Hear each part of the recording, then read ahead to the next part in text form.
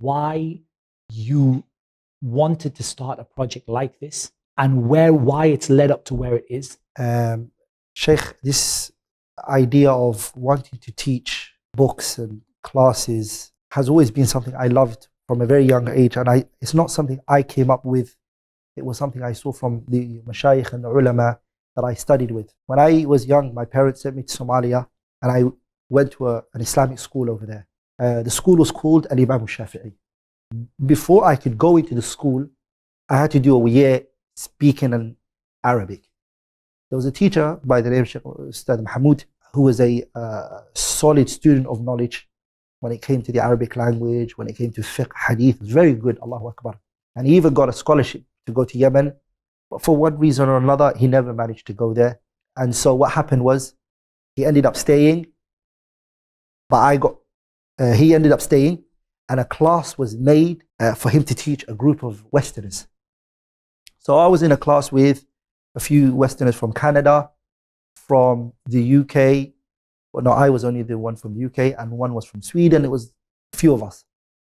And for 1 year, I studied with him Arabic. And I studied it in Ajrumiya, Arabic grammar. He taught me, he used to speak to us in Arabic.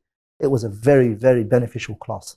Then I actually enrolled into the school, and I started from Al-Ula Thanawiyya. And I went to Thani Thanawiyya and Thani Thanawiyya, which is 3 years. Now, in there we had Tarbiyya Islamiyya, we had Islamic history. And what the teacher would do was, in the class, is that he knew everything from memory. Or sometimes he had a little note with him. But there was no muqarrar. And muqarrar meaning there's no curriculum given to the students. So the student has to write it from the teacher's mouth directly. Now I wasn't used to that. Quickly, your teacher speaking, you're writing everything. So that class shaped me in the sense of writing, note-taking, organizing your notes. And that side of the world, and many third world countries as they call it, education is very important. In comparison to what I saw in the UK, education was that important. People would bunk classes, teachers were treated in a very bad way. This was a bit different. Students, even the baddest kid in the class, he would pay attention to all the classes. And he would memorize, because the school will stick your name on the wall when the results come. Everyone's going to see your name there. It was a bit embarrassing. Then my uncle, my mum's first cousin, he took me to a halaqah, a dars, in my local area. And I sat down one day, and that dars was a dars of Sheikh Noor Ali Jama. I sat in the Sheikh's dars, and I remember that day when I first came, he was teaching Kitab al-Tawheed. And he was going through it. He had a program where he started from Thalathatul Usul, and he was making his way up. He had a program in Arabic grammar. He was making his way up. Usul al-Fiqh, Fiqh, everything. There was a barnamij going on. And there was once a week, there was a tafsir class that would go. And all of that Sheikh made me understand. I rarely saw the Sheikh do muhadarat. Like one-off lectures. One-off lectures here and there. But the bulk of his sessions were books. And the places he gave us reminders were inside the books.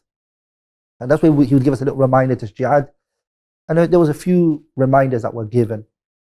The people who would come to that reminder were the same students who were coming and studying the books. So for me, I always saw a reminder was for a person who's basically studying and learning. And every now and then he needs to be reminded of certain things that he or she should uphold. Then I came to the West after Somalia, and then Egypt and Saudi. I came to the West. Now, if I look at the countries I went to, I always found Somalia very unique. The reason why I found Somalia very unique is because the way that the book is explained in Somalia is every word is explained. Every letter is told. The student memorizes the way the teacher teaches. Now I went to Saudi Arabia. I saw ta'liqat. Like a whole 3 pages would be read on the Sheikh, and he would give like a few words. I felt I understood what the Sheikh is saying, but this line, I didn't understand what the Sheikh is saying. I didn't understand this kalam of Ibn Taymiyyah. I know the overall meaning, but what about this line? What does he mean by it? So I always missed that method of studying. Even to the extent, the hamish, the hawashi, the footnote, i'rab, sarf, everything in it will be mentioned. So that concept of books was instilled at a very young age.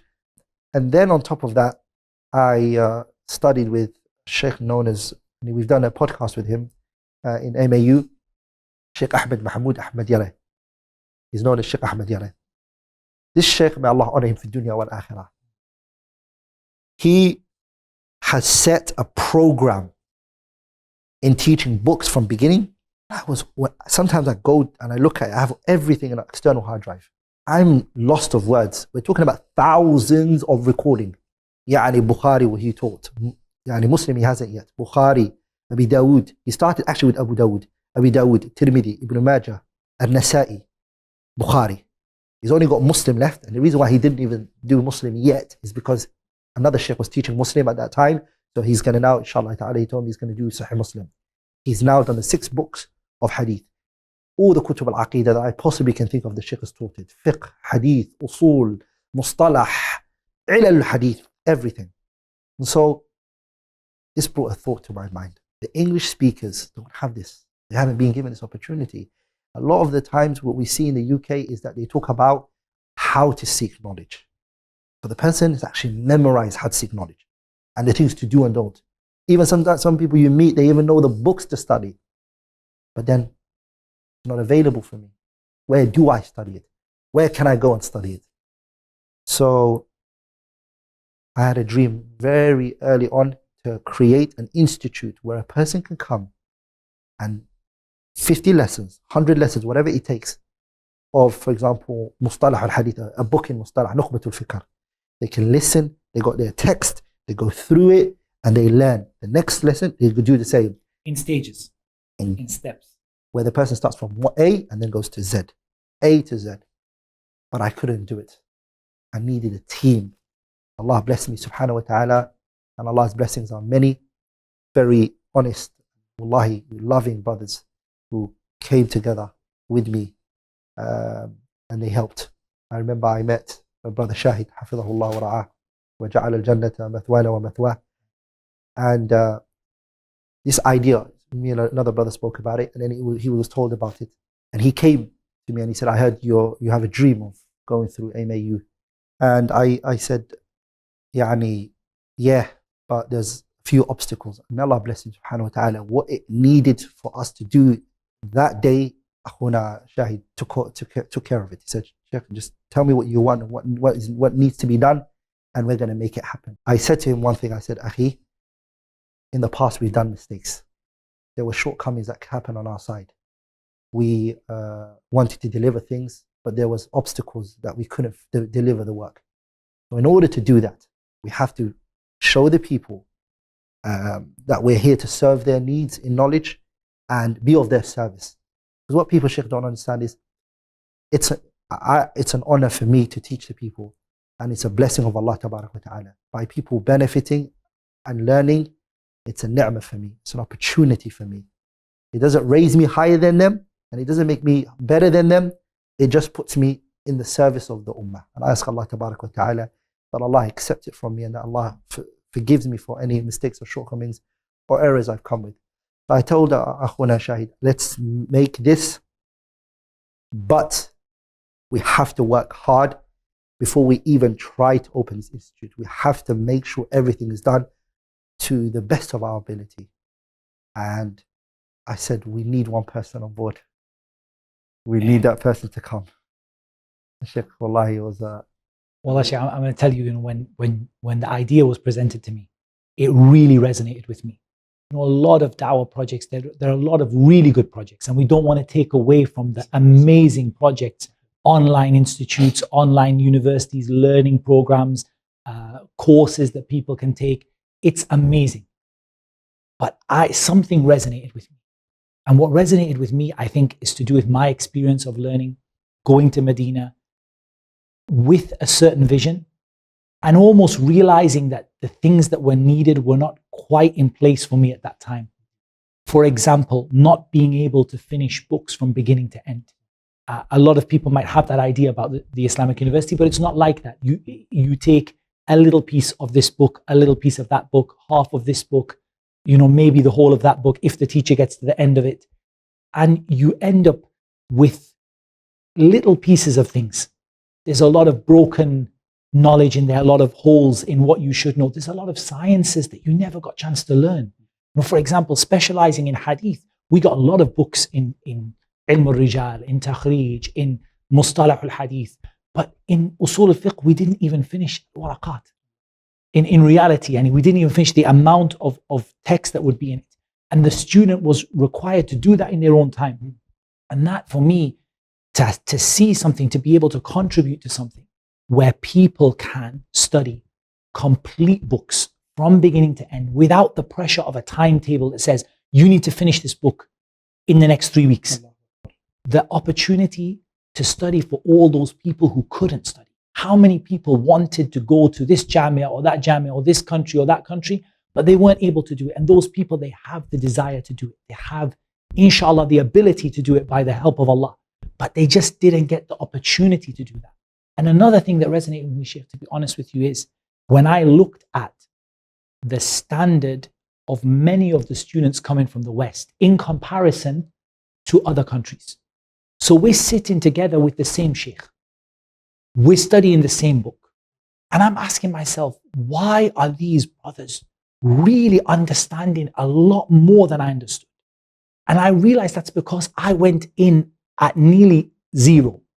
And they went in having studied these books in their own language before, having sat with the students of knowledge and their graduates who had come back and taught them in details before, having gone through structured programs of knowledge before, and then going to sit with the mashayikh. And for them, what they took from those mashayikh was many, many times more than what I took from them. And I saw that and thought, if we could do something small to start to remedy that problem, to provide opportunity to learn for those people who could not get that opportunity elsewhere, to provide a chance for those people who are starting out on their journey to reach a higher standard, so that when they take that journey and they go on that rihla, that journey for the sake of knowledge, they take more from it because they were at a certain standard to begin with.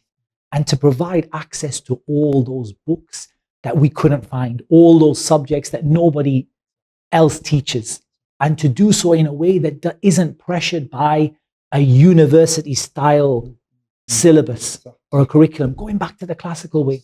I remember Sheikh, something is profound, wallah, and I think now it's better, people are more aware. But for me, when I first read the books that deal with the way to seek knowledge, it was a complete eye-opener for me to actually realize that there's a method to seeking knowledge, which is really only one method. There may be variations in the books, but the method is one method. Joining between memorization and understanding, taking things with tadarruj, step by step, taking knowledge in all of the funun of Islam, not just in one or two sciences, but across the board, to form a base. From that base, moving through the level of, kind of taking knowledge in a basic way, to getting the dalil, to being able to compare between different opinions, to being able to articulate your own opinions, to specialize, going through that journey with stages.